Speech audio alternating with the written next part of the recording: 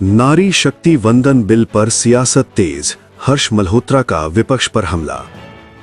केंद्रीय राज्य मंत्री और पूर्वी दिल्ली सांसद हर्ष मल्होत्रा ने दिल्ली में प्रेस वार्ता के दौरान नारी शक्ति वंदन बिल को लेकर विपक्ष पर जमकर निशाना साधा। उन्होंने कहा कि ये बिल महिलाओं के सम्मान और उनके राजनीतिक सशक्तिकरण के लिए एक ऐतिहासिक कदम है, लेकिन विपक्ष इसका विरोध कर ये दिखा रहा है कि वो महिलाओं को पर्याप्त प्रतिनिधित्व देने के पक्ष में नहीं है। हर्ष मल्होत्रा के मुताबिक इस बिल का उद्देश्य संसद और विधानसभाओं में महिलाओं की भागीदारी बढ़ाना है, ताकि देश की आधी आबादी को निर्णय लेने की प्रक्रिया में उचित स्थान मिल सके। उन्होंने आरोप लगाया कि कुछ राजनीतिक दल परिवारवाद की राजनीति को बढ़ावा देते हैं और आम महिला कार्यकर्ताओं को आगे बढ़ने का मौका नहीं देते। इस दौरान उन्होंने प्रियंका गांधी वाड्रा और डिंपल यादव का नाम लेते हुए विपक्ष पर निशाना साधा। पहले पारित हुआ है, ये महज जो है परिसीमन बिल है। अगर आप इतने ही चाहते हैं कि महिला को आरक्षण मिले, जो मौजूदा स्थिति है उसमें आपने क्यों नहीं पास कर दिया? मैंने अपने प्रेस ब्रीफिंग में भी बताया है, दोबारा बताता हूं कि जो 2023 का अधिनियम पास हुआ, अगर उसके अकॉर्डिंग चलते तो 2034 में महिलाओं को आरक्षण मिलता, क्योंकि आज हम जिस स्थिति पे खड़े हैं उससे पुराने 2023 के बिल के अकॉर्डिंग पहले जनगणना होनी आवश्यक है, जो प्रारंभ हुई है। इन्होंने भी भ्रम फैलाने का प्रयास किया। जनगणना में यह भी कहा कि आप जातिगत जनगणना करवा दीजिए, हम मान जाएंगे। ये भूल जाते हैं, इन्होंने इस बार फॉर्म नहीं देखा। इस बार की जनगणना में जाति का कॉलम भी है, तो जातिगत जनगणना भी साथ साथ हो रही है। और अगर हम 2023 के बिल के अकॉर्डिंग चलते, नियम के अनुसार चलते, तो 2034 में अधिकार मिलता बहनों को। उसमें जनगणना नहीं करानी पड़ती, जिसमें समय लग रहा था। हमने जनगणना का आधार 2011 माना, और साथ में एक अमेंडमेंट ये कि 550 की जगह 850 सदस्य होंगे, जिससे लेकिन परिसीमन नया कर लेते हम 850 के अकॉर्डिंग 2029 से पहले। इस कारण से ये बिल लाना पड़ा, ताकि जो जनगणना नहीं होनी थी उसको बाईपास करने के लिए हमने 2011 की जनगणना को आधार मान के और 550 की जगह 850 सीट करके परिसीमन करने का तय इस नए बिल में प्रपोज किया था। लेकिन अगर नहीं बढ़ाते तो क्या दिक्कत थी? उसमें भी तो कुछ बीच का रास्ता निकाला जा सकता था। क्या नहीं बढ़ाते? परिसीमन, बिना परिसीमन के ही आज संख्या अगर न बढ़ा के आज ये उन्होंने कहा जरूर एक सदस्य ने, लेकिन आप सोचिए 550 कब तय हुई थी? जब 54 करोड़ देश की आजादी थी। आज 140 करोड़ है। अगर वो ठीक है तो सही प्रतिनिधित्व कहाँ मिलता? पुरुषों को भी प्रतिनिधित्व नहीं मिलता। आज 550 का 33% अगर महिलाओं को देते तो पुरुषों की संख्या भी कम होती। लेकिन अब 850 करने में क्या आपत्ति है? 850, मैं आपके माध्यम से विपक्ष को पूछना चाहता हूं, 850 करने में क्या आपत्ति है? 1971 को फ्रीज कर दिया आपने। आज 30 साल और 26 साल, 55 साल बाद आप 550 से 850 कर रहे हो। आधा दशक बीत गया।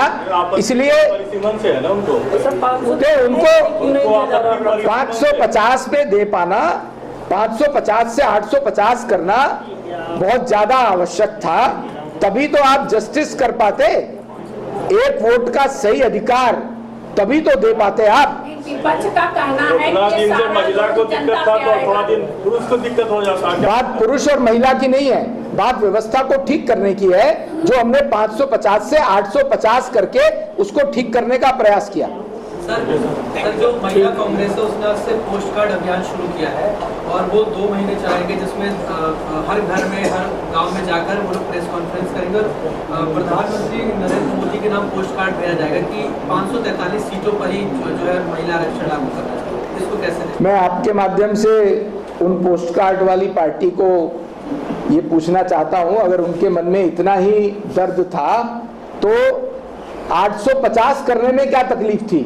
इसको पास करते ना। इनका विरोध किसी बिल से नहीं है, इनका विरोध, कांग्रेस का विरोध देश की मातृशक्ति से है। इनकी सत्ता छिनती हुई दिख रही है। ये विरोध है इनका। इनको अगर पास ही करना था तो इसको पास करने में आपत्ति क्या थी, मैं ये पूछना चाहता हूँ। सर उनका ये कहना था कि साउथ का रिप्रेजेंटेशन कम हो जाता है। मैंने साउथ के रिप्रेजेंटेशन का आंकड़ा बताया आपको, साउथ का रिप्रेजेंटेशन कम नहीं हो रहा था, बल्कि अगर देखा जाए तो 0.11% बढ़ रहा था। मैंने राज्यों के बारे भी आपको आंकड़ा दिया। सर 0.11% बढ़ रहा था, लेकिन हिंदी प्रदेश में 50% से ज्यादा नहीं बढ़ रहा। आपको गलतफहमी है, सभी में प्रोपोर्शनेटली बढ़ रहा है, ऐसा नहीं हो सकता। 850 का 550 का 850 वहां की 2011 की जनसंख्या के अकॉर्डिंग ही सभी लोकसभा क्षेत्रों में लगभग एक सी जनसंख्या हो, तो उसमें कोई एक्स्ट्रा नहीं बढ़ रहा। 50% ही सब जगह बढ़ रहा है। बड़ा सीधा सीधा फॉर्मूला है। 550 से 850 जो हुआ वो 50% बढ़ रहा है। मान लीजिए दिल्ली में 7 सांसद हैं, तो इसमें 4 बढ़ाए 11, तो 50% से भी ज्यादा ही हुआ, 7 के 11 हो गए। अभी जैसे मैंने आपको बताया, सभी जगह एक ही फार्मूला है। केरल में 20 के 30 हो गए, तमिलनाडु में 39 के 59 हो गए, सभी जगह यही है। बिल भी आएगा जैसा आप कह रहे हैं, तो क्या आने वाली जनगणना के बाद आएगा फिर? नहीं, अभी तो जो वर्तमान में कानून ये है कि जनगणना होने के बाद परिसीमन आएगा और नया सेंसस प्रारंभ है, ये पूरा होगा 2 साल में, 2.25 साल में जो इसकी तय सीमा है, उसके बाद परिसीमन आएगा। सर एक सवाल ये कि अभी वर्तमान स्थिति में महिलाओं के लेके बात कर रहे हैं, वो 2500 रुपए की जो बात है उसको लेकर बार बार सवाल। अभी आज हम परिसीमन और अधिनियम की बात कर रहे हैं। अगर आप उसको डिबेट को दूसरी तरफ ले जाना चाहते हैं तो रेखा जी की सरकार ने होली और दिवाली पर एक सिलेंडर मुफ्त देने की जो बात कही थी उसको पूरा किया है। मैं फिर आपके माध्यम से कहना चाहता हूं कि भारतीय जनता पार्टी जो कहती है वो करती है। हमने जो कहा है उसे पूरा करेंगे।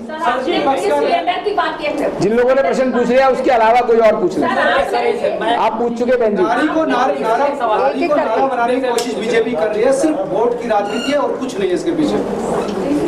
ये आपका कहना है? नहीं विपक्ष का। ये कहिए ना कि ये विपक्ष का कहना है, तो मैं विपक्ष से ये कहना चाहता हूं आपके माध्यम से, नारी को अधिकार देने की बात भारतीय जनता पार्टी और एनडीए और नरेंद्र मोदी कर रहे हैं। इसीलिए विशेष सत्र संसद का बुलाया गया और सबसे विशेष आग्रह किया गया कि आप इसको मान जाइए, आपकी पार्टी की महिलाओं को भी आरक्षण मिलने वाला है। ये मामला जो है और गर्म होगा, बात गरम की बात नहीं है। हम महिलाओं को अधिकार दिलाना चाहते हैं। आज देश की बहनें जो कि गैर राजनीतिक है वो भी ये समझ रही हैं कि कांग्रेस और विपक्षी दलों ने उनके साथ धोखा किया है, उनको कह के ये बात, उनका हक उनसे छीन लिया है। जो चल रहा है उससे निपटने के लिए अपनी बस को चला रहे